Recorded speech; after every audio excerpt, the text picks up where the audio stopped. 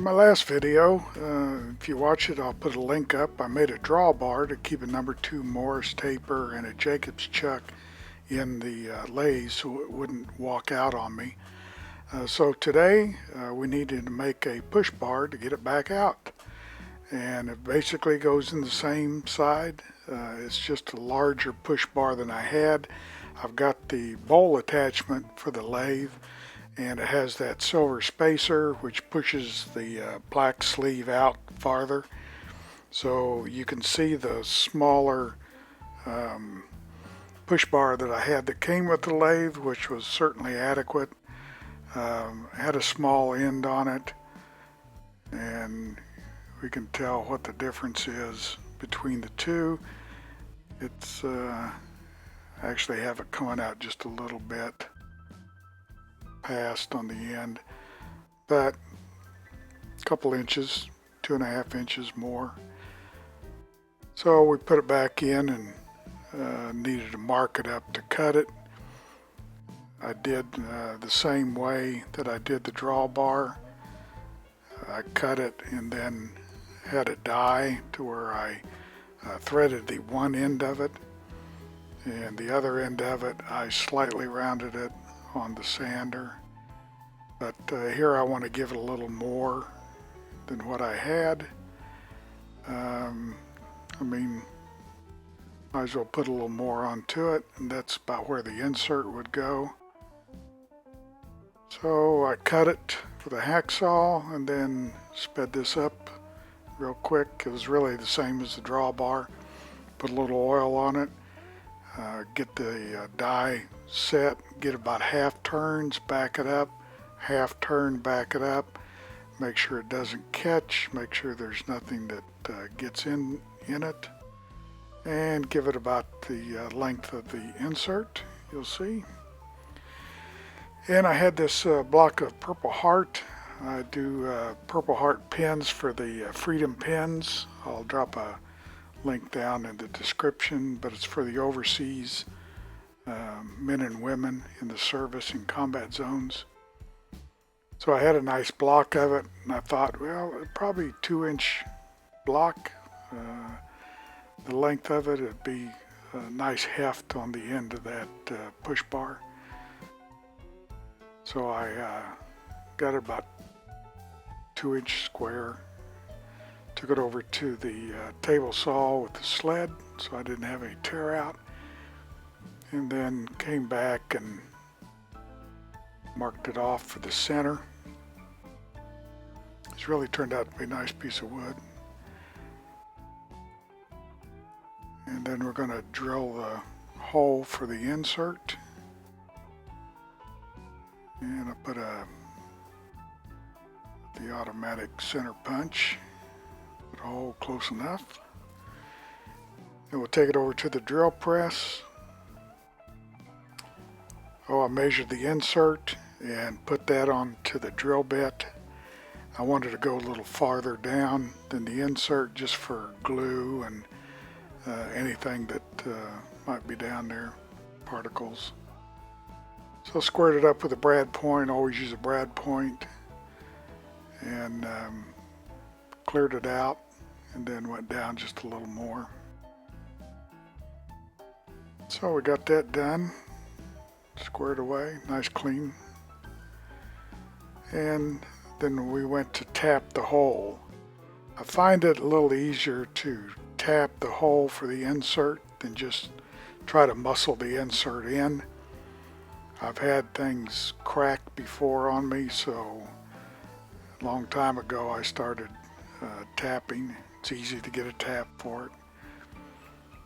And then just put it in, take a screwdriver, screw it right in.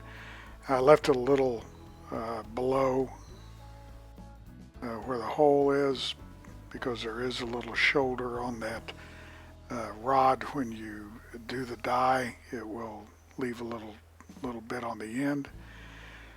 So here we're using the scale as always to glue it up. I always want to give myself the best chance of success, so I always use a scale and gluing it up. And once you glue it up, take the popsicle stick on the plastic cup and start stirring. Turn the scale off and close the lid. When I first started doing this, I did it with a paper cup, like a Dixie cup, and I had it over the scale, and the popsicle stick punched a hole in the bottom of it real easy, and the epoxy got on the scale, and well, we had to get another scale. But anyhow, another thing you can do on the end of these inserts is put a little piece of blue tape on the end of it, cut it off with a razor knife, get it flushed up out of the threads, but yet blocking the bottom of it off. So if there's any kind of glue or anything there at the bottom, it doesn't walk itself back up to the thread. So here I just take a decent amount of epoxy and put it on the side of the blank, and then also on the bottom of the insert. Screw it in, and again I left it a little bit below the bottom, and that blue tape protects anything from coming up again. A little denatured alcohol to get some of the glue off the end of it, and then let it sit and dry. The cup and the epoxy will get too hot to handle. I usually wait till the next day to start turning, but certainly wait until you can handle the glue and it's not hot. Here I use the number 2 Morris taper with the drawbar and the mandrel. Use a little mandrel to put it on. Now here's where I made a mistake. You can make a mistake here. You see where I put the center on and I pushed it over a little bit to get it into the center of the cross, where I crossed it. I shouldn't have done that, because at the end you'll see it wobble. So right here it turns it fine, but it still has a bit of pressure on it.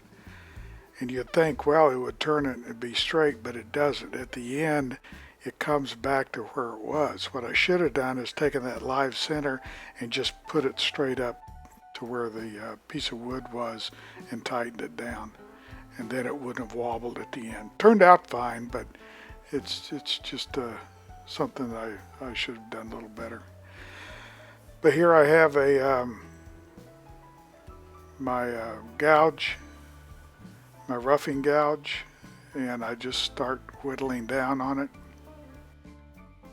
Wood was really good. Purple Heart's really nice to work with. Turns out really good. Then I go to the carbide, a round one. I want to make some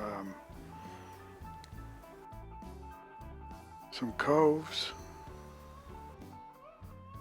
So that bottom one I made a little indentation, then I make 2 coves on the top portion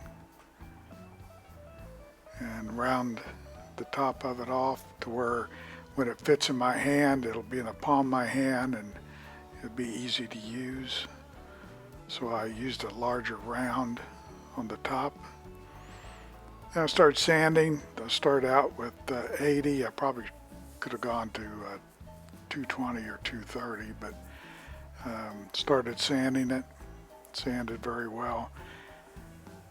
Now, one thing I do with the wood and the acrylics is I use denatured alcohol to try to take as much, if not all, that dust and everything off of it. Especially the wood. Purple Heart gets a lot of the particles into it. But the denatured alcohol dries quickly. You can see it even when I'm sitting there putting it on, it's sitting there drying. Then I finish it up with 230, I think, or 320. I think it's 320. And then I go to denatured alcohol again. Every time I finished, I would kind of wipe it off, and then 600.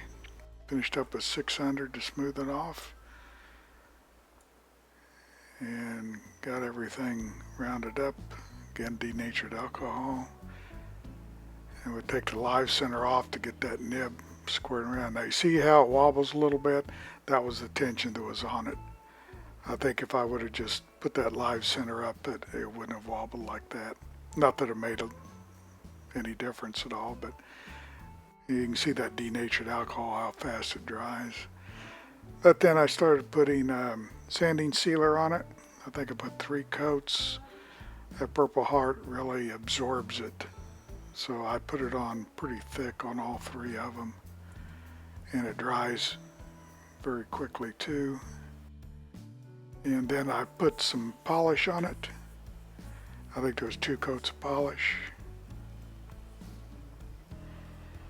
And its wood starting to really come out. Came out really, really nice.